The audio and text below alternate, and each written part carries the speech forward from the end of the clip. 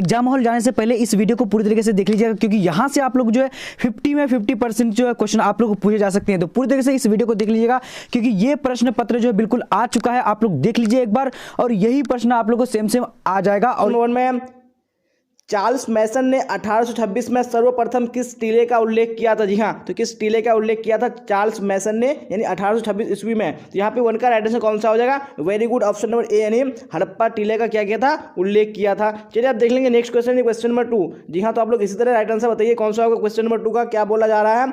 हड़प्पा सभ्यता में प्राप्त अवतल चक्की पर किस पुराविद ने प्रकाश डाला? जी हाँ, तो किस पुराविद ने प्रकाश डाला है? चलिए तो यहाँ पे क्वेश्चन नंबर 2 का राइट आंसर बताइए। यहाँ पे ऑप्शन आपको सामने में दिख रहा है। जी हाँ, यहाँ पे 2 का right answer option number b correct हो जाएगा, यानी अर्नेस्ट मैके राइट आंसर हो जाएगा। चलिए आप क्वेश्चन नंबर 3 का यहाँ पे राइट आंसर बताइए कौन सा ऑप्शन करेक्ट होगा। क्या बोला जा रहा है? राय बहादुर दयाराम साहनी ने कहाँ उत्खनन करवाया था? जी हाँ, तो कहाँ उत्खनन करवाया था उन्होंने? तो यहाँ पे 3 में right answer option number b बिल्कुल करेक्ट हो जाएगा, यानी हड़प्पा में करवाया था। अब देख लीजिए यहाँ पे क्वेश्चन नंबर 4 क्या बोला जाए। क्वेश्चन नंबर 4 में सिंधु सभ्यता में गोदी बाड़ा कहाँ से मिला है? जी हाँ, तो गोदी बाड़ा कहाँ से मिला है? तो यहाँ पे 4 में ऑप्शन नंबर कौन सा हो जाएगा? बिल्कुल डी करेक्ट हो जाएगा, जी हाँ, लोथल से मिला है। चलिए अब क्वेश्चन नंबर देख लीजिए। यहाँ पे 5 क्या है? 5 में लोथल कहाँ स्थित है? जी हाँ, तो लोथल कहाँ स्थित है? तो आप सबको पता है कि लोथल कहाँ है, यानी गुजरात में स्थित है। यहाँ पे ऑप्शन नंबर ए बिल्कुल करेक्ट हो जाएगा, यानी गुजरात। चलिए आप क्वेश्चन नंबर देख लीजिए। यहाँ पे 6 क्या बोला जाए? 6 में हड़प्पा सभ्यता में सिंधु नदी के किनारे कौन स्थित था? जी हाँ, तो सिंधु नदी के किनारे कौन स्थित था?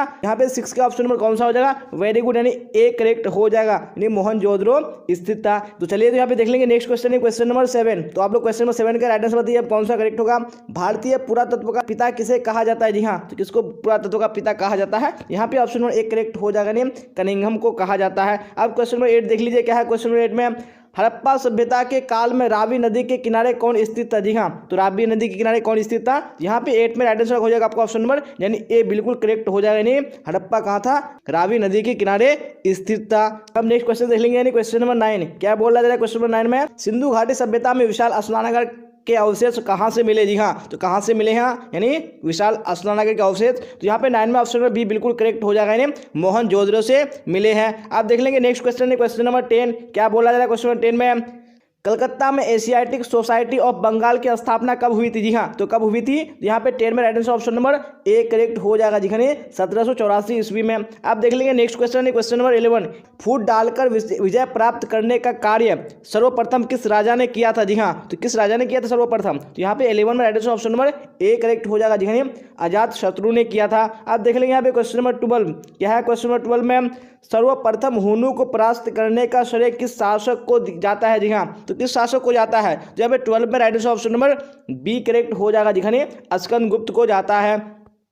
आप देख लेंगे यहाँ पे क्वेश्चन नंबर 13 क्या बोला है। क्वेश्चन 13 में किस शिलालेख से अशोक द्वारा कलिंग विजय का पता चलता है? जी हाँ, तो कौन सी शिलालेख है? यहाँ पे 13 में ऑप्शन नंबर डी करेक्ट हो जाएगा, जी 13वां शिलालेख। आप देख लीजिए यहाँ पे क्वेश्चन नंबर 14 क्या बोला जा रहा है? कौटिल्य द्वारा लिखित ग्रंथ का नाम क्या है? जी हाँ, तो क्या नाम है कौटिल्य द्वारा लिखित ग्रंथ का? यहाँ पे 14 में ऑप्शन नंबर बी करेक्ट हो जाएगा, यानी अर्थशास्त्र। चलिए आप देख लीजिए यहाँ पे क्वेश्चन नंबर 15 क्या है। 15 में निम्नलिखित में से मेगास्थनीज द्वारा लिखित पुस्तक कौन सी है? जी हाँ, तो कौन सी पुस्तक मेगास्थनीज ने लिखी है? यहाँ पे ऑप्शन नंबर बी करेक्ट हो जाएगा, नहीं इंडिका। अब क्वेश्चन नंबर 16 देख लीजिए क्या बोला जाए। 16 में अभिज्ञान शाकुंतलम के लेखक कौन है? जी हाँ, तो कौन इसके लेखक है? तो यहाँ पे 16 में ऑप्शन नंबर ए बिल्कुल करेक्ट हो जाएगा, जी हाँ, यानी क्या हो जाएगा? कालिदास। आप देख लीजिए यहाँ पे क्वेश्चन नंबर 17 क्या है। 17 में प्रयाग प्रशस्ति का संबंध किस गुप्त शासक से है? जी हाँ, यहाँ पे 17 में ऑप्शन नंबर बी करेक्ट हो जाएगा, नहीं समुद्रगुप्त से है। आप देख लीजिए यहाँ पे क्वेश्चन नंबर 18 क्या है। क्वेश्चन नंबर 18 में अर्थशास्त्र एवं इंडिका से किस राजवंश की जानकारी मिलती है? जी हाँ, तो कौन से राजवंश की जानकारी मिलती है? तो यहाँ पे 18 में ऑप्शन नंबर ए बिल्कुल करेक्ट हो जाएगा, नहीं मौर्य वंश की जानकारी मिलती है। उपनिषदों की संख्या कितनी है? जी हाँ, तो कितने उपनिषद है? तो यहाँ पे 19 में ऑप्शन ए करेक्ट हो जाएगा, नहीं 108। अब फाहियान किसके शासन काल में भारत आया था? जी हाँ, तो किसके शासन काल में आया था? यहाँ पे 20 में ऑप्शन नंबर डी बिल्कुल करेक्ट हो जाएगा, जी हाँ, चंद्रगुप्त विक्रमादित्य के शासन काल में आया था। अब यहाँ पे क्वेश्चन नंबर 21 देखिए क्या। 21 में मेगास्थनीज कौन था? जी हाँ, तो मेगास्थनीज कौन था यहाँ पे? तो 21 में राइट आंसर कौन सा हो जाएगा? बिल्कुल ऑप्शन नंबर सी, यानी एक क्या था? वो एक राजदूत था, यानी एम्बेसडर था। चलिए आप देख लेंगे यहाँ पे क्वेश्चन नंबर 22 क्या है। क्वेश्चन नंबर 22 में पंच चिन्ह वाले सिक्के बने होते थे। जी हाँ, तो किसके बने होते थे? पंच चिन्ह वाले सिक्के। जी हाँ, तो right answer option number D बिल्कुल करेक्ट हो जाएगा, बी एवं सी दोनों राइट आंसर हो जाएगा। चलिए आप देख लेंगे नेक्स्ट क्वेश्चन है, क्वेश्चन नंबर 23। क्या बोला जाए 23 में? भीष्म को और क्या कहा जाता था? जी हाँ, तो भीष्म को और क्या कहा जाता था? तो 23 में ऑप्शन नंबर बी बिल्कुल करेक्ट हो जाएगा, नहीं गंगा पुत्र कहा जाता था। अब क्वेश्चन नंबर 24 देखिए क्या बोला जाए 24 में? अभिमन्यु किसका पुत्र था? जी हाँ, तो अभिमन्यु किसका पुत्र था? तो यहाँ पे 24 में ऑप्शन नंबर बी बिल्कुल करेक्ट हो जाएगा। जी हाँ, नहीं अर्जुन का पुत्र था। अब देखेंगे अभी क्वेश्चन 25 क्या है? 25 में द्रौपदी को स्वयंवर में किसने जीता था? जी हाँ, तो किसने जीता था? तो 25 में ऑप्शन नंबर बी बिल्कुल करेक्ट हो जाएगा। जी हाँ, अर्जुन ने जीता था। अब क्वेश्चन नंबर 26 देखिए क्या बोला जा रहा है? कौरवों की संख्या कितनी थी? जी हाँ, तो कितने कौरव थे? यहाँ पे right answer option number A correct हो जाएगा, नहीं 100 हो जाएगा। अब देखिए यहाँ पे क्वेश्चन नंबर 27 क्या बोला जा रहा है? महाभारत की रचना किस भाषा में हुई थी? जी हाँ, तो कौन सी भाषा में हुई थी? तो यहाँ पे 27 में ऑप्शन नंबर ए करेक्ट हो जाएगा, संस्कृत भाषा में हुई थी। अब देख लीजिए यहाँ पे क्वेश्चन नंबर 28 क्या बोला है? 28 में ऋग्वैदिक लोग किसकी पूजा करते थे? जी हाँ, तो किसकी पूजा करते थे? तो यहाँ पे ऑप्शन नंबर डी करेक्ट हो जाएगा, नहीं प्रकृति की पूजा करते थे। अब क्वेश्चन नंबर 29 देख लीजिए क्या बोला जा रहा है? नाथ मुनि का संबंध किससे है? जी हाँ, तो किससे नाथ मुनि का संबंध है? यहाँ पे ऑप्शन नंबर डी करेक्ट हो जाएगा। जी हाँ, वैष्णव धर्म से। अब देखिए यहाँ पे क्वेश्चन नंबर 30 क्या बोला जा रहा है? सुत्त पिटक किस धर्म से संबंधित है? जी हाँ, तो किस धर्म से संबंधित है सुत्त पिटक? यहाँ पे ऑप्शन नंबर ए करेक्ट हो जाएगा, नहीं बौद्ध धर्म से संबंधित है। अब क्वेश्चन नंबर 31 देखिए क्या बोला जाए 31 में? महात्मा बुद्ध का बचपन का नाम क्या था? जी हाँ, तो उनके बचपन का नाम क्या था? तो यहाँ पे ऑप्शन नंबर बी करेक्ट हो जाएगा, सिद्धार्थ नाम था। अब क्वेश्चन नंबर 32 देखिए क्या बोला जाए 32 में? प्रथम बौद्ध संगीति किस शासक के समय में हुई थी? जी हाँ, तो कौन से शासक के समय में हुई थी? यहाँ पे ऑप्शन नंबर ए करेक्ट हो जाएगा, नहीं अजात शत्रु के शासन के समय में हुई थी। आप देख लेंगे नेक्स्ट क्वेश्चन, क्वेश्चन नंबर 33 क्या बोला जाए 33 में? महावीर ने पार्श्वनाथ के सिद्धांतों में कौन सा नया सिद्धांत जोड़ा था? जी हाँ, कौन सा सिद्धांत था? यहाँ पे ऑप्शन नंबर बी बिल्कुल करेक्ट हो जाएगा, नहीं ब्रह्मचर्य का सिद्धांत। अब क्वेश्चन नंबर 34 देख लेंगे क्या है 34 में? प्राचीन भारत में धम्म की शुरुआत किस शासक ने की थी? जी हाँ, तो किस शासक ने की थी? जी हाँ, तो यहाँ पे ऑप्शन नंबर बी बिल्कुल करेक्ट हो जाएगा। जी हाँ, अशोक ने शुरू की थी किसकी? यानी धम्म की शुरुआत। चलिए आप देख लेंगे नेक्स्ट क्वेश्चन, क्वेश्चन नंबर 35। जी हाँ, 35 में क्या बोला जा रहा है? बुद्ध चरित किसकी रचना है? जी हाँ, यानी बुद्ध चरित की रचना किसने की थी? यहाँ पे 35 में ऑप्शन नंबर बी बिल्कुल करेक्ट हो जाएगा। जी हाँ, अश्वघोष ने की थी। चलिए आप देख लेंगे नेक्स्ट क्वेश्चन, क्वेश्चन नंबर 36 क्या बोला था 36 में? प्रथम जैन संगीति कहाँ हुई थी? जी हाँ, तो कहाँ हुई थी प्रथम जैन संगीति? जी हाँ, यहाँ पे 36 का राइट आंसर ऑप्शन बी यानी पाटलिपुत्र तो बिल्कुल करेक्ट हो जाएगा। क्वेश्चन नंबर 37 क्या बोला जाए 37 में? यहाँ पे राइट आंसर जरूर बताइए कौन सा करेक्ट होगा। पावापुरी का संबंध किस धर्म से है? जी हाँ, तो किस धर्म से है पावापुरी का संबंध? तो 37 में ऑप्शन बी करेक्ट हो जाएगा, यानी किससे है? जैन धर्म से संबंधित है। अब क्वेश्चन 38 देख लीजिए क्या बोला 38 में?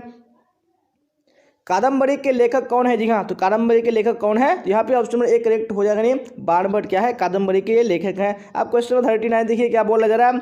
बास बनना किस आंदोलन को शुरू किए थे? जी हाँ, तो कौन से आंदोलन को शुरू किए थे? तो यहाँ पे ऑप्शन नंबर डी करेक्ट हो जाएगा, नहीं वीर शैव लिंगायत राइट आंसर हो जाएगा। आप देख लेंगे यहाँ पे क्वेश्चन नंबर 40 क्या बोला जा रहा है 40 में?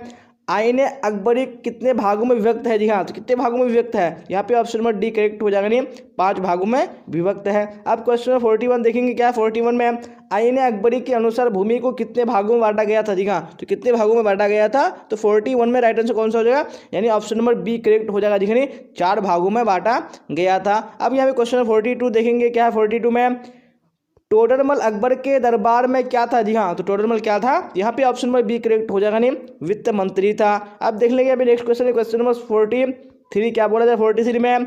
आईने अकबरी में किसके शासन का वर्णन है? जी हाँ, तो किसके शासन का वर्णन है? ऑप्शन नंबर बी करेक्ट हो जाएगा, नहीं अकबर का है। अब देख लेंगे यहाँ पे क्वेश्चन नंबर 44 क्या बोला जाए 44 में? कुतुब मीनार कहाँ स्थित है? जी हाँ, तो कहाँ कुतुब मीनार स्थित है? तो 44 में right answer option number c correct हो जाएगा, नहीं दिल्ली में स्थित है। अब क्वेश्चन नंबर 45 देख लीजिए क्या 45 में? हुमायूं नामा का अंग्रेजी अनुवाद किसने किया? जी हाँ, तो किसने किया था? तो 45 में ऑप्शन नंबर कौन सा हो जाएगा? बिल्कुल ए करेक्ट हो जाएगा, नहीं एस यानी A S Beveridge right answer हो जाएगा। अब देख लेंगे अभी क्वेश्चन 46 क्या बोला जा रहा है 46 में? मुगल दरबार में अभिवादन का तरीका निम्न में से कौन सा था? जी हाँ, तो कौन सा अभिवादन का तरीका था? यहाँ पे ऑप्शन नंबर डी बिल्कुल करेक्ट हो जाएगा, नहीं ये सभी राइट आंसर हो जाएगा। आप देख लीजिए अभी क्वेश्चन 47 क्या बोला जा रहा है 47 में? अकबर ने दीन इलाही कब शुरू किया? जी हाँ, तो कब शुरू किया था दीन इलाही अकबर ने? यह 47 में। राइट आंसर कौन सा हो जाएगा? बिल्कुल option number D G right answer हो जाएगा।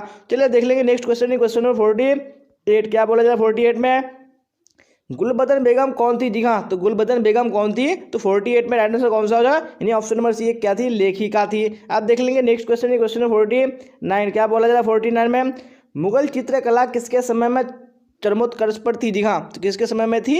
यहाँ पे 49 में ऑप्शन नंबर कौन सा हो जाएगा? सी करेक्ट हो जाएगा, जहांगीर के समय में थी। अब क्वेश्चन नंबर 50 देख लेंगे क्या है 50 में तुझे ए जहांगीरी किसने लिखी थी? जी हाँ, तो किसने तुझे ए जहांगीरी लिखी थी? यहाँ पे 50 में ऑप्शन नंबर कौन सा हो जाएगा? वेरी गुड, यानी सी करेक्ट हो जाए, जहांगीर ने स्वयं लिखी थी। अब क्वेश्चन नंबर 51 देख लेंगे क्या है 51 में। चलिए तो राइट आंसर बताइए कौन सा होगा? मुमताज महल किसकी पुत्री थी? जी हाँ, तो किसकी पुत्री थी मुमताज महल? यहाँ पे ऑप्शन नंबर ए करेक्ट हो जाएगा, नहीं अशरफ खां की पुत्री थी। अब क्वेश्चन नंबर 52 देख लेते हैं क्या 52 में औरंगजेब ने अपने जीवन का अंतिम भाग भारत के किस क्षेत्र में व्यतीत किया था? जी हाँ, तो किस क्षेत्र में किया था उन्होंने? यहाँ पे ऑप्शन नंबर सी करेक्ट हो जाएगा, नहीं दक्षिण भारत में किया था। अब क्वेश्चन नंबर 53 देख लीजिए क्या 53 में पानीपत के प्रथम युद्ध में किसकी पराजय हुई थी? जी हाँ, तो किसकी पराजय हुई थी? यहाँ पे ऑप्शन नंबर बी करेक्ट हो जाएगा, नहीं इब्राहिम लोदी की हार हुई थी। अब क्वेश्चन नंबर 54 देख लेंगे क्या है 54 में किस प्रशासकीय सुधार के लिए शेरशाह विशेष तौर पर जाना जाता है? जी हाँ, तो कौन सी प्रशासकीय सुधार है? यहाँ पे ऑप्शन नंबर बी करेक्ट हो जाएगा, नहीं भूमि सुधार व्यवस्था। चलिए आप देख लेंगे यहाँ पे क्वेश्चन 55 क्या बोला जाए 55 में ताजमहल किसकी याद में बनवाया गया था? जी हाँ, तो किसकी याद में बनवाया गया था? यहाँ पे ऑप्शन नंबर एक करेक्ट हो जाएगा, नहीं मुमताज की याद में बनवाया गया था। अब नेक्स्ट क्वेश्चन देख लेंगे क्वेश्चन नंबर 56 क्या बोला जा रहा है हुमायूं का मकबरा कहाँ स्थित है? जी हाँ, तो कहाँ हुमायूं का मकबरा स्थित है? यहाँ पे ऑप्शन नंबर सी करेक्ट हो जाएगा, नहीं दिल्ली में स्थित है। अब क्वेश्चन 57 देख लीजिए क्या बोला जाए 57 में हरिहर एवं बुक्का ने कब विजयनगर साम्राज्य की स्थापना की थी? जी हाँ, तो कब की थी उन्होंने? तो यहाँ पे right answer option number b correct हो जाएगा 1336 ईस्वी में की थी। अब क्वेश्चन 58 देख लीजिए क्या है 58 में हम्पी किस राज्य से संबंधित है? जी हाँ, तो किस राज्य से संबंधित है हम्पी? यहाँ पे ऑप्शन नंबर सी करेक्ट हो जाएगा, नहीं विजयनगर राज्य से संबंधित है। अब क्वेश्चन 59 देख लीजिए क्या बोला जा रहा है 59 में अयंगर व्यवस्था संबंधित थी? जी हाँ, तो किस साम्राज्य से संबंधित थी? यहाँ पे ऑप्शन नंबर सी करेक्ट हो जाएगा, नहीं विजयनगर साम्राज्य से संबंधित थी। अब देख लेंगे यहाँ पे क्वेश्चन नंबर 60 क्या बोला जाए 60 में विजयनगर साम्राज्य द्वारा सेवा के लिए दिए जाने वाला भूमिदान क्या कहलाता था? जी हाँ, तो क्या कहलाता था? तो यहाँ पे राइट आंसर कौन सा हो जाएगा? बिल्कुल ऑप्शन नंबर डी क्या हो जाएगा, नहीं अमरम राइट आंसर हो जाएगा, जी अमरम कहलाता था। क्या बोला 61 में विजयनगर में मंदिर के प्रवेश द्वार को क्या कहा जाता था? जी हाँ, तो क्या कहा जाता था? यहाँ पे ऑप्शन नंबर बी करेक्ट हो जाएगा, नहीं गोपुरम कहा जाता था। अब यहाँ पे क्वेश्चन नंबर 62 देख लेते हैं क्या बोला जाए 62 में महाराष्ट्र के संत कौन थे? जी हाँ, तो इनमें से कौन महाराष्ट्र के संत थे? यहाँ पे right answer option number D हो जाएगा, यानी ये सभी क्या थे? महाराष्ट्र के संत थे। अब क्वेश्चन नंबर 63 देखिए क्या बोला जा रहा है दादू का संबंध कहाँ से था? जी हाँ, दादू का संबंध कहाँ से था? यहाँ पे 63 में ऑप्शन नंबर एक करेक्ट हो जाएगा, नहीं राजस्थान से था। अब देख लेंगे अभी क्वेश्चन नंबर 64 क्या बोला जाए 64 में शंकराचार्य का मत है? जी हाँ, तो कौन सा यहाँ पे शंकराचार्य का मत है? यहाँ पे ऑप्शन नंबर बी करेक्ट हो जाएगा, नहीं और द्वैतवाद राइट आंसर हो जाएगा। अब क्वेश्चन नंबर 65 देख लेंगे क्या है 65 में काशी में किस प्रसिद्ध संत का जन्म हुआ था? जी हाँ, तो किसका जन्म हुआ था काशी में? तो यहाँ पे 65 में ऑप्शन नंबर कौन सा हो जाएगा? यानी बी करेक्ट हो जाएगा, जी हाँ कबीर का जन्म हुआ था। चलिए आप देख लेंगे नेक्स्ट क्वेश्चन है क्वेश्चन नंबर 66 क्या बोला जाए 66 में नानक का जन्म कहाँ हुआ था? जी हाँ, तो गुरु नानक देव का जन्म कहाँ हुआ था? यहाँ पे राइट आंसर कौन सा हो जाएगा? ऑप्शन नंबर सी करेक्ट हो जाएगा, तलवंडी में हुआ था। चलिए देख लेंगे नेक्स्ट क्वेश्चन है क्वेश्चन नंबर 67 क्या बोला है 67 में अजमेर स्थित मोइनुद्दीन चिश्ती की दरगाह पर सर्वप्रथम कौन सुल्तान गया था? जी हाँ, तो कौन सबसे पहले गया था? यहाँ पे ऑप्शन नंबर बी करेक्ट हो जाएगा, नहीं मोहम्मद बिन तुगलक गया था। अब क्वेश्चन नंबर 68 देख लेंगे क्या बोला जाए 68 में तहकीक हिंद निम्न में से किसका यात्रा वृत्तांत है? जी हाँ, तो किसका यात्रा वृत्तांत है? यहाँ पे ऑप्शन नंबर सी करेक्ट हो जाएगा, नहीं अल बरूनी का है। आप देख लीजिए क्वेश्चन नंबर 69 क्या बोला जाए 69 में चलिए आ चुका है क्वेश्चन स्क्रीन पे किस यात्री ने यात्रा पर जाने के लिए अपने घर को छोड़ा था? जी हाँ, तो वो कौन सा यात्री था? यहाँ पे ऑप्शन नंबर कौन सा हो जाएगा? यानी सी करेक्ट हो जाएगा फ्रांसवा बर्नियर। आप देख लेंगे नेक्स्ट क्वेश्चन है क्वेश्चन नंबर 70 क्या 70 में कैप्टन हॉकिंस किस देश का था? जी हाँ, तो कौन से देश का था? यहाँ पे ऑप्शन नंबर डी करेक्ट हो जाएगा, नहीं इंग्लैंड का था। अब क्वेश्चन नंबर 71 देख लीजिए क्या 71 में मद्रास में मुनरो ने भूमि की व्यवस्था के लिए कौन सी व्यवस्था शुरू की थी? हाँ, तो कौन सी व्यवस्था शुरू की थी मुनरो ने? यहाँ पे 71 में कौन सा हो जाएगा? ये ऑप्शन नंबर ए रैयत वाली व्यवस्था शुरू की थी। चलिए आप देख लेंगे नेक्स्ट क्वेश्चन है क्वेश्चन नंबर 72। जी हाँ, तो क्या बोला जाए क्वेश्चन नंबर 72 में? तो यहाँ पे राइट आंसर जरूर बताइए कौन सा ऑप्शन करेक्ट होगा। अस्थाई बंदोबस्त किस स्थान से जुड़ा हुआ था? जी हाँ, तो 72 का राइट आंसर कौन सा हो जाएगा? यानी ऑप्शन नंबर ए, बंगाल से जुड़ा हुआ था। चलिए देख लीजिए क्वेश्चन नंबर 73 क्या है। 73 में फ्रांसिस बुकानन कौन था? जी हाँ, तो सर फ्रांसिस बुकानन कौन था? यहाँ पे ऑप्शन नंबर कौन सा हो जाएगा? डी करेक्ट हो जाएगा। जी हाँ, एक सर्वेक्षक था। अब क्वेश्चन नंबर 74 देखिए क्या 74 में संथाल विद्रोह का संबंध किस राज्य से था? जी हाँ, तो कौन से राज्य से था संथाल विद्रोह का संबंध? तो 74 में ऑप्शन नंबर कौन सा हो जाएगा? यानी ए करेक्ट हो जाएगा, बंगाल से था। चलिए आप देख लेंगे अभी क्वेश्चन नंबर 75 क्या है। 75 में बिरसा मुंडा ने कौन सा विद्रोह किया था? जी हाँ, तो कौन सा विद्रोह किया था बिरसा मुंडा ने? तो यहाँ पे ऑप्शन नंबर सी करेक्ट हो जाएगा। जी हाँ, उलगुलान विद्रोह राइट आंसर हो जाएगा। आप देख लेंगे क्वेश्चन नंबर 76 क्या है। 76 में सिद्धू कान्हू का संबंध किस विद्रोह से था? जी हाँ, तो सिद्धू जो कान्हू था दोनों भाई, इसका संबंध कौन से विद्रोह से था? यहाँ पे 76 में कौन सा हो जाएगा? यानी ऑप्शन नंबर सी करेक्ट हो जाएगा। जी संथाल विद्रोह से था। अब देख लेंगे क्वेश्चन नंबर 77 क्या है। 77 में बंगाल में अस्थाई बंदोबस्त शुरू करने का श्रेय किसको दिया जाता है? जी हाँ, तो किसको दिया जाता है इसका श्रेय? तो यहाँ पे 77 में ऑप्शन नंबर ए करेक्ट हो जाने लॉर्ड कॉर्नवालिस को दिया जाता है। अब क्वेश्चन नंबर 78 देख लीजिए क्या है। 78 में बेगम हजरत महल ने 1857 के विद्रोह का नेतृत्व कहाँ किया था? जी हाँ, कहाँ किया था? यहाँ पे ऑप्शन नंबर एक करेक्ट हो जाएगा, नहीं अवध में किया था। देख लेंगे आप क्वेश्चन नंबर 79 किसने 1857 के विद्रोह को प्रथम स्वतंत्रता संग्राम कहा था? जी हाँ, तो किसने कहा था? यहाँ पे ऑप्शन नंबर एक करेक्ट हो जाएगा, नहीं कार्ल मार्क्स ने कहा था। अब क्वेश्चन नंबर 80 देख लीजिए क्या है। 80 में बहादुर शाह जफर को कहाँ से गिरफ्तार किया गया था? जी हाँ, तो कहाँ से गिरफ्तार किया गया था? यहाँ पे ऑप्शन नंबर बी करेक्ट हो जाएगा, हुमायूं के मकबरे से गिरफ्तार किया गया था। अब क्वेश्चन नंबर 81 देख लेंगे क्या है। 81 में व्यापकगत का सिद्धांत किसने लागू किया था? जी हाँ, किसने व्यापकगत का सिद्धांत लागू किया था? यहाँ पे ऑप्शन नंबर एक करेक्ट हो जाने लॉर्ड डलहौजी ने किया था। अब क्वेश्चन नंबर 82 देखिए क्या है। 82 में सात द्वीपों का नगर किसे कहा जाता है? जी हाँ, तो किसको सात द्वीपों का नगर कहा जाता है? यहाँ पे ऑप्शन नंबर एक करेक्ट हो जाएगा, बम्बई को कहा जाता है। अब क्वेश्चन नंबर 83 देखिए क्या है। 83 में विक्टोरिया मेमोरियल किस शहर में स्थित है? जी हाँ, तो कौन से शहर में स्थित है? तो 83 में ऑप्शन नंबर कौन सा है? बी करेक्ट हो जाए, कलकत्ता में स्थित है। अब क्वेश्चन नंबर 84 क्या है। 84 में इंडिया गेट का निर्माण कब हुआ था? जी हाँ, तो कब इंडिया गेट का निर्माण हुआ था? तो 84 में ऑप्शन नंबर सी बिल्कुल करेक्ट हो जाएगा, नहीं 1931 में हुआ था। अब क्वेश्चन नंबर 85 देख लेंगे क्या है। 85 में वास्को डिगामा भारत में सबसे पहले कहाँ आया था? जी हाँ, तो कहाँ आया था वास्को डिगामा? तो यहाँ पे 85 में ऑप्शन नंबर बी करेक्ट हो जाएगा, नहीं मद्रास आया था। अब क्वेश्चन नंबर 86 देखिए क्या है। 86 में अखिल भारतीय स्तर पर पहली जनगणना कब हुई थी? जी हाँ, तो कब हुई थी पहली जनगणना? यहाँ पे ऑप्शन नंबर बी बिल्कुल करेक्ट हो जाएगा, नहीं 1872 ईस्वी को हुई थी। अब क्वेश्चन नंबर 87 देख लीजिए क्या है। 87 में चौड़ी चौरा किस राज्य में स्थित है? जी हाँ, तो कौन सी राज्य में स्थित है? यहाँ पे ऑप्शन नंबर बी करेक्ट हो जाने उत्तर प्रदेश में है। अब क्वेश्चन नंबर 88 क्या है। 88 में 1917 में गांधी जी किसके अनुरोध पर चंपारण गए थे? जी हाँ, तो किसके अनुरोध पर गए थे? तो 88 में ऑप्शन नंबर डी करेक्ट हो जाएगा, नहीं राजकुमार शुक्ल के अनुरोध पर गए थे। अब क्वेश्चन नंबर 89 क्या है। 89 में जालियांवाला बाग भारत के किस राज्य में स्थित है? जी हाँ, कौन से राज्य में स्थित है? तो 89 में ऑप्शन में कौन सा हो जाएगा? यानी एक करेक्ट हो जाए, पंजाब में स्थित है। अब क्वेश्चन नंबर 90 देखेंगे क्या है। 90 में चलिए राइट आंसर बताइए कौन सा होगा? काला कानून किसे कहा गया था? जी हाँ, तो किसको कहा गया था? यहाँ पे ऑप्शन नंबर एक करेक्ट हो जाने रॉलेट एक्ट को कहा गया था। अब क्वेश्चन नंबर 91 देखिए क्या है। 91 में स्वराज्य दल की स्थापना किस वर्ष हुई थी? जी हाँ, कौन से वर्ष में हुई थी? यहाँ पे ऑप्शन नंबर एक करेक्ट हो जाएगा, 1923 ईस्वी में हुई थी। अब क्वेश्चन नंबर 92 देखिए क्या है। 92 में भारत छोड़ो आंदोलन किस वर्ष हुआ था? जी हाँ, कब हुआ था? यहाँ पे ऑप्शन नंबर सी करेक्ट हो जाए, 1942 ईस्वी को हुआ था। क्वेश्चन नंबर 93 देखिए क्या है। 93 में सिंगापुर में सुभाष चंद्र बोस ने किसका गठन किया था? जी हाँ, तो किसका गठन किया था उन्होंने? यहाँ पे ऑप्शन नंबर एक करेक्ट हो जानी आज़ाद हिंद फौज का गठन किया था। अब क्वेश्चन नंबर 94 क्या बोला जा रहा है। 94 में 1938 एवं 1939 में भारतीय राष्ट्रीय कांग्रेस के अध्यक्ष कौन बने थे? जी हाँ, कौन बने थे इसके अध्यक्ष? तो यहाँ पे ऑप्शन नंबर डी करेक्ट हो जानी सुभाष चंद्र बोस बने थे।